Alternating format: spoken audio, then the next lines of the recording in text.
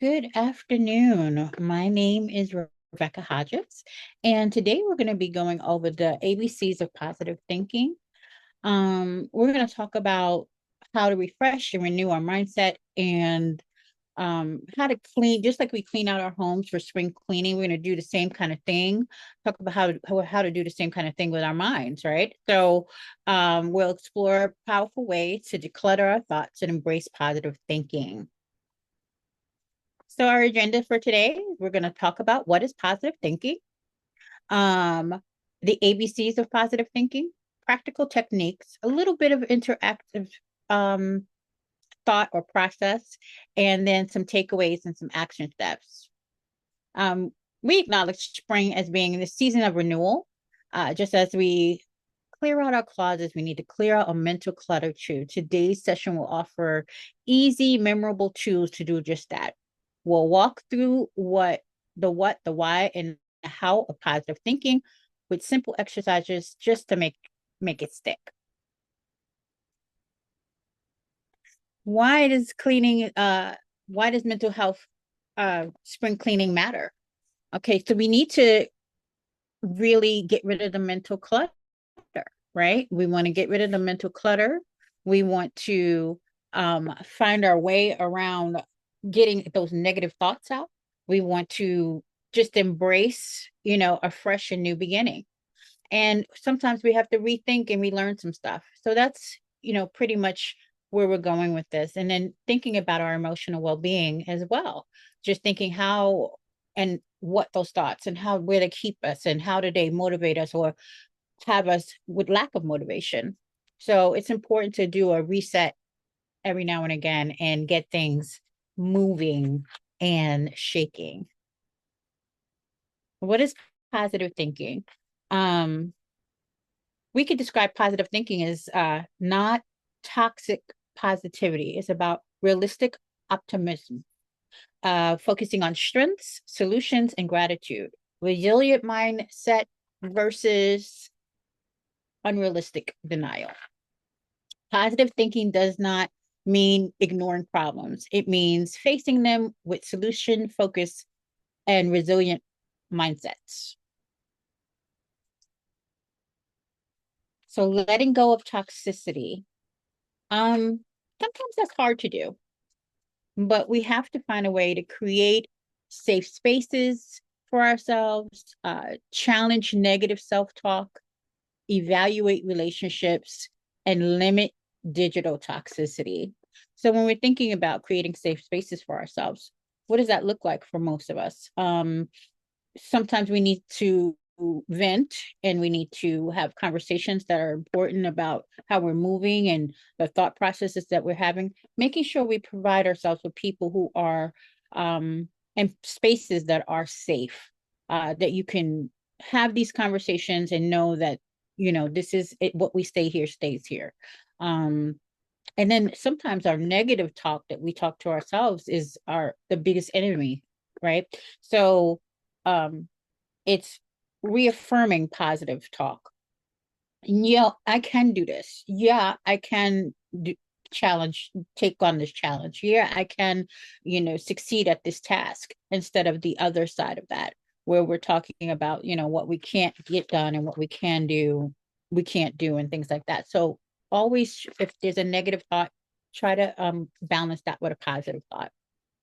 And that's a great way of thinking about how to start your self-talk with your, when you're going through this process of thinking about things in your mind and how to clear it out.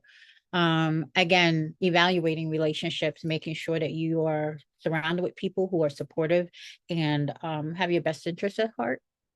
Um, yeah. And I mean, that just takes you taking a look at everybody that's in your circumference and who's there to support you. And sometimes we think relationships are supportive and they're not. They're part of that toxicity. So we need to take a do an analysis on what that looks like. And the digital toxicity is it's in itself, you know, be kind to yourself. Don't keep watching videos and things on social media or having these engagements on social media that could be negative or feeds into that negative thought process that you might have going on. So if you limit your time on social media or find ways or parameters to kind of control what that looks like for you. Yeah. Decluttering your mind. So identifying the clutter. What does that look like? What does the mental clutter look like, right? Um, what are some of the things that are what are you overthinking about? What is the the thing that's causing you to have, these negative feelings and all that kind of stuff? That's important to kind of analyze, when I have this going on, what makes me, what are the thought processes that are coming in? If this is a positive experience, what does that feel like? If this is a negative experience, what does that feel like? So you have to start to identify where the mental clutter is and where are you overthinking things that can be simplified. Um, Social media overload plays a lot into that. Sometimes we just find ourselves constantly scrolling, constantly taking in information, some good, some not so. So we have to have a fine line on what we're a stop. What am I going to? I'm not going to take this in anymore. I'm feeling horrible or whatever. You have to define that for yourself, but find a way to identify those things. Practice deep breathing. Oops, I skipped this page. Let me go back. Let me go back. I'm sorry about that. Here we go. Practice deep breathing. Breathing does a lot for you, right? In a lot of circumstances and situations when you're overloaded or whatever, you might hyperventilate or whatever. Learning to control your breathing is so helpful. This is a little exercise right here that could help you with that. If you wanted to take part in that right now, or you want to take it note of it for later.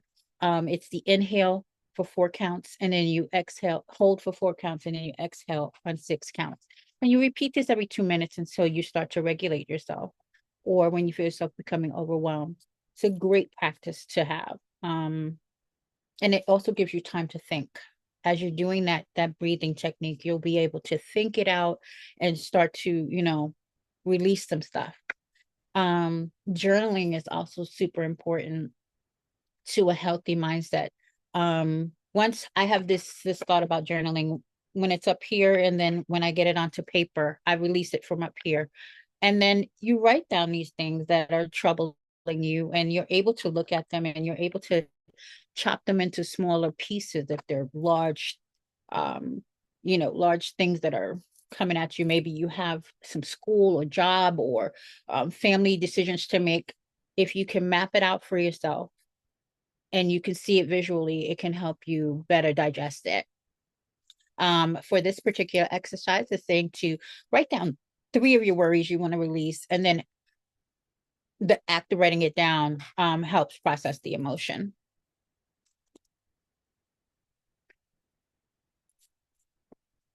I think I went ahead. Okay. Organize positive habits. So this could be part of your journaling process, where you're writing down, again, when you're practicing gratitude, you're going to write down 3 things that you appreciate daily. You're going to, I don't care if it's just, you wake up in the morning and you love to hear the birds chirp, or you wake up in the morning and you love the sound of rain. Anything that you can appreciate. And, I just love waking up and taking a walk, whatever it may be. Oh, I love my drive into work. Start to find things that you can in your day that you can appreciate and you can have gratitude for. And if you start to write those down, 3, you'll start with 3 things, but it can increase.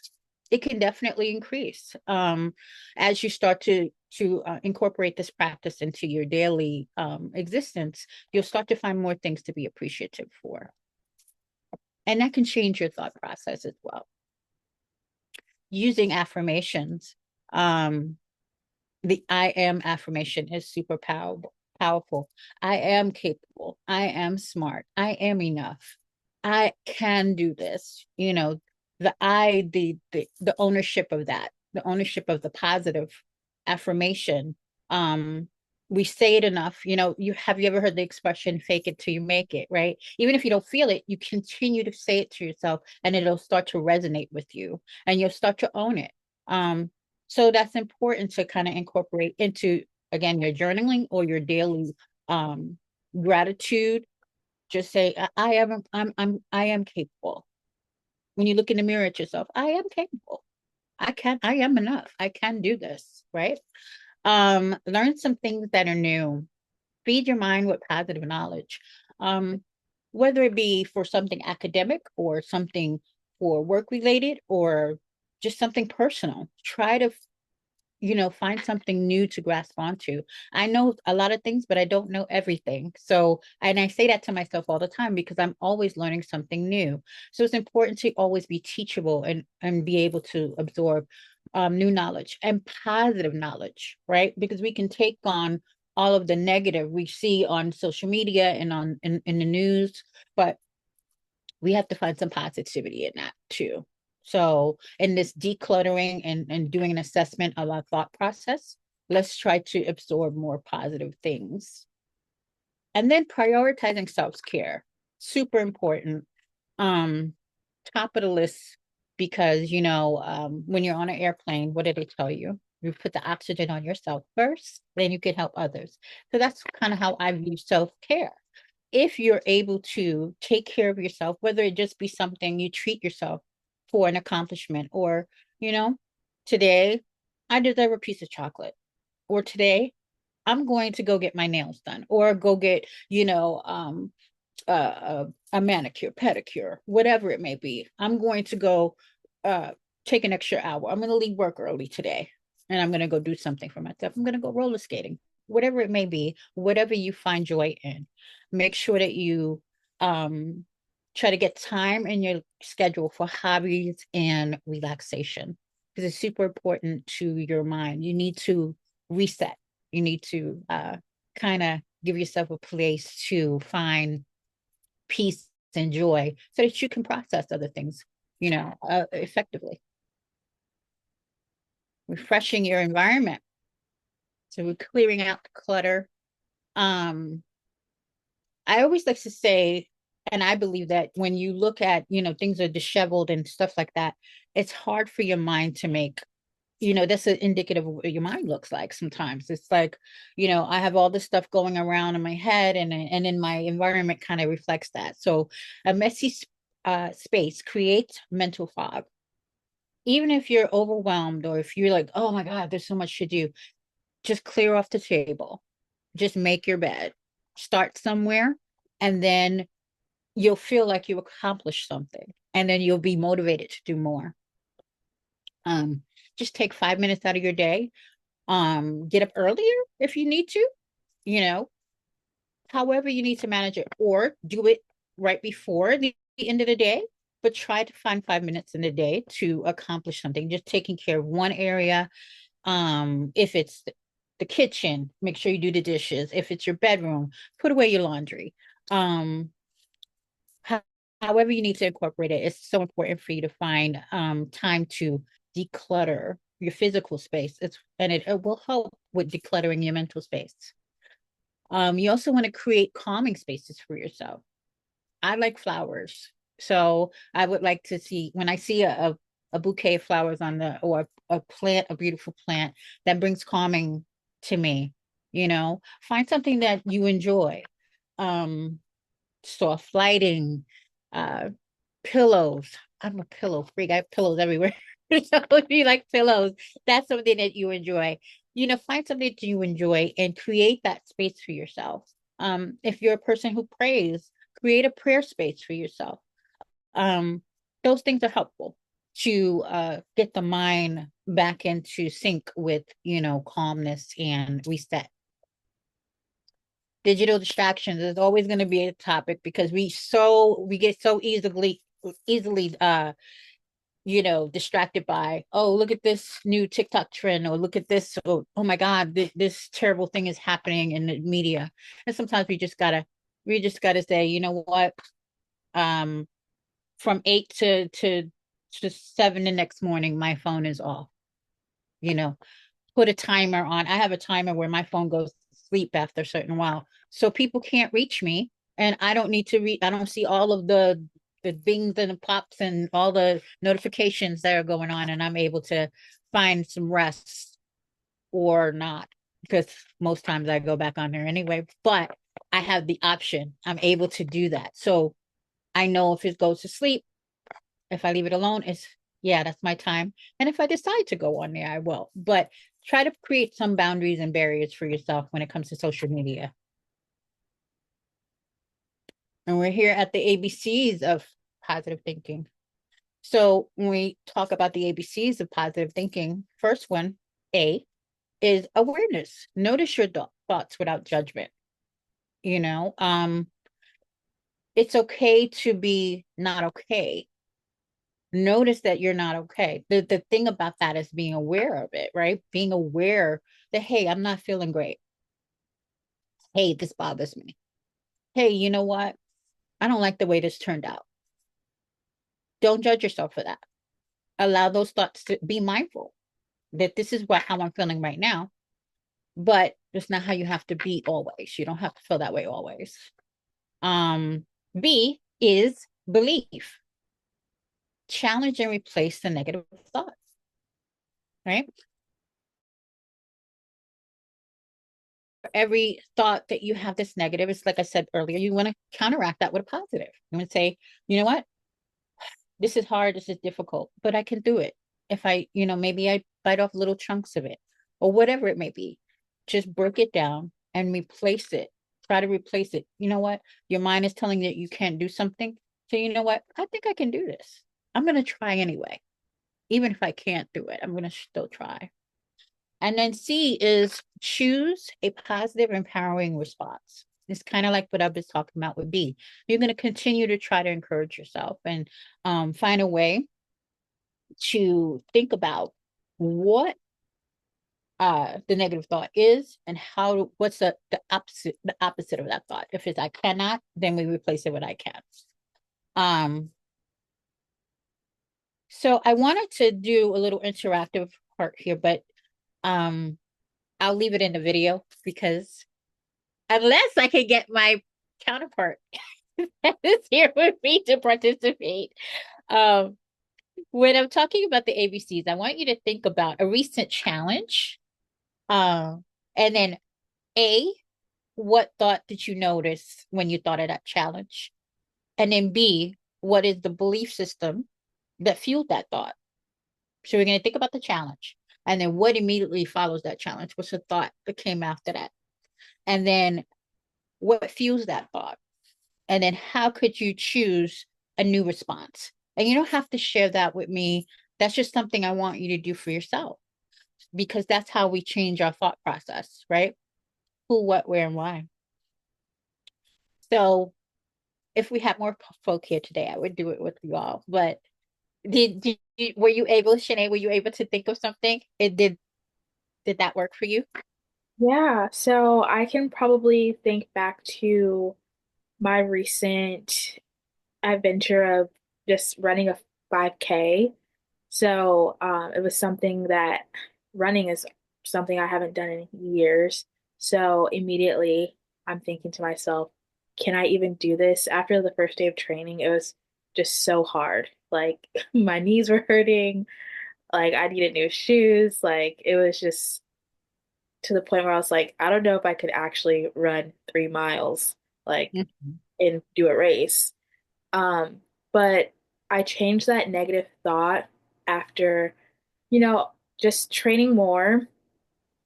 And then my thought process was like, wow, I can do hard things. Um, Right. I actually like wrote that down as one of like my like positive affirmations that I like look at like all the time. Like I added it to the list. Like I can do hard things because I really like started not knowing if I could actually run a mile without stopping.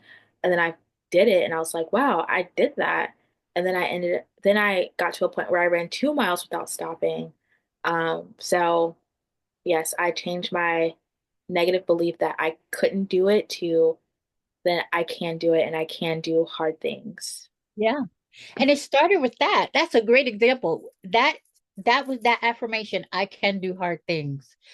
It covers a bevy of things, not just what you were talking about there, but if you think about that when you're tackling school or you're tackling work, I can do hard things. So this is not a barrier for me. And it changes your whole perspective on things. And I like the way you did that for yourself. Thank you. Ex- Excellent, excellent, excellent. And then just thinking about some practical techniques before we jump into creating a maintenance plan. Like I said, a daily gratitude journal, a regular spiral notebook. To get a notebook and writing something that you have gratitude for.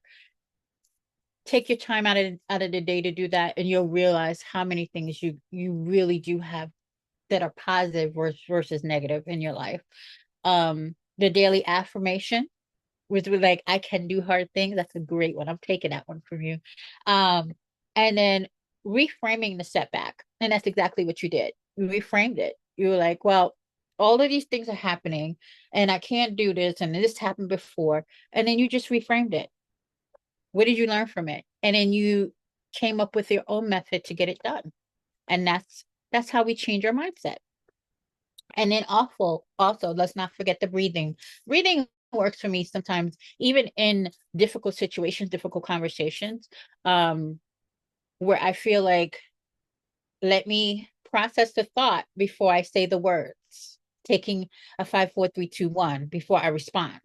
That's helpful to me. So the breathing and the counting down is like top tier because sometimes the things that want to fly out of here are not so great. But then I process it and I see that person is probably not even coming from where I think they're coming from. Or on the onset, what sounded like something that was offensive really wasn't meant for that. Just taking that moment for a pause and to, kind of, okay, what was trying to be communicated here? Or what am I taking in? Just pausing, breathing and taking in that thing from a different perspective. Okay, so we're on to creating a maintenance plan. And what that looks like is, again, daily check-ins with yourself. We talked about checking in the morning or whenever that is. Sometimes it's midday for me, where I'm like, "Ooh, today is kind of rough. Um, did I eat lunch? Did I do something? Let me go take a walk. I need to get away from my computer. Taking that 5 minutes to assess your state of mind and where you're at, and being intentional about what you need to do next is so important. Um, it's a part of self care. Thinking about where you're at, if the day is going rough, if the day is going great. Even still, having a great day, I'm getting a lot of stuff done, but did I take a minute to stop and eat my lunch, or let me go get some water or something to kind of keep yourself balanced, right? You don't want to overdo either way. A weekly reset, something that gets you back in alignment.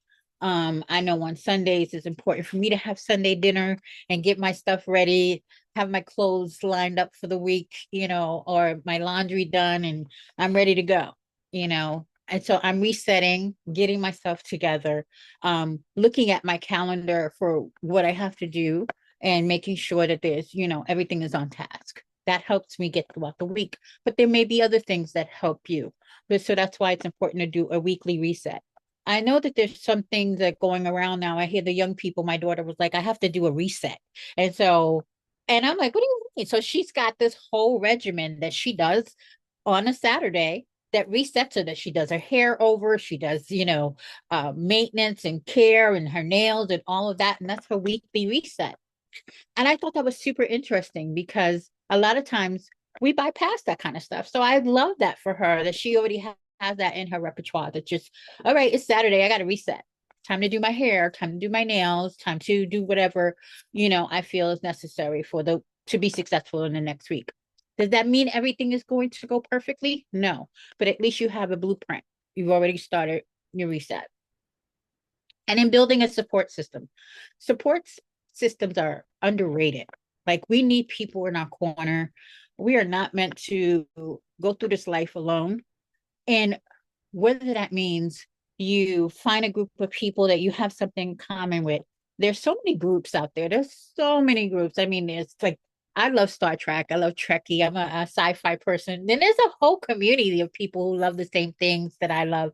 Um, and in that way, that's support. That's support in my downtime. If I want to, veg out on some sci-fi or something like that, there's somebody to tell me what's new and what's going on and things like that. So find a group of a community of people, or even just one person that you can connect with. Or if you are having difficulty connecting with people, place yourself in places doing the activity you love, right? So if you love skydiving, go and watch people skydive if you haven't done it yet, or sign yourself up for some skydiving. And then you might meet your tribe there. It's so important to have people who are like-minded in your corner. Um, and then next, regular regrowth, self-care. We've been talking about this the whole time. So finding a way to reset, finding a way what matters to you. I can't tell anyone what they should do or what they shouldn't do, but anything that's a positive reset or helps you grow in a positive way, try to incorporate that into your self-care practices. Try to get something, whether it is that know what, I feel better with a pedicure. I feel like I'm going to take on a world where my toes are done, whatever it may be, or my hair is done, or, I read, this amount of books this week that makes me feel, like I can do anything, right? So find what helps you grow and become a better you, right? And then connect with those things. And sometimes it's a people, it's a person, a person or a place or a thing. So whatever it is for you, identify that. And then the next step in that is to be super committed to that, committed to making a personal commitment that you will commit to at least one practice of self-compassion daily. One thing that you're going to do for yourself um every day. For me, it's praying, you know. For you, it might be something else.